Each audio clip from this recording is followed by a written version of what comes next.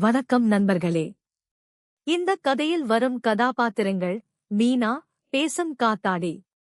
இப்போது கதை தொடங்குகிறது. இன்று முழுவது ஆகாயம் விளக்கல் உண்மைகளைப் பற்றி நேரடியாக தெரிவிக்க விரும்புகிறேன். இது என்ன? பேசும் காத்தாடி. இது என் பெயர் மீனா. நான் ஒரு சிறு காத்தாடி. என்ன உண்மைகளைப் பற்றி தெரிவிக்க விரும்பினேன். இது என் முதல் பரிசு. நேரடியாக தெரிவிக்க விரும்பினேன். இன்று நான் மீனாவின் வலியோசையில் உண்மைகளைப் பற்றி தெரிவிக்க விரும்பினேன். எடுத்துக்காட்டுகளும் உண்மையில் பயனுள்ள சொற்றொடரங்களும் வலியோசையில் இருக்கின்றன. இது என் வலியோசையாகும். நேரடியாக தெரிவிக்க விரும்பினேன்.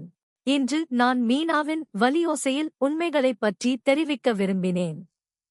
எடுத்துக்காட்டுகளும் உண்மையில் பயனுள்ள சொற்றொடரங்களும் வலியோசையில் இருக்கின்றன. இந்த கதையின் நீதி, விளக்கல் மற்றும் பயனுள்ள சொற்றொடரங்களைப் பயன்படுத்துவது உண்மையின் வலியோசையாகும்.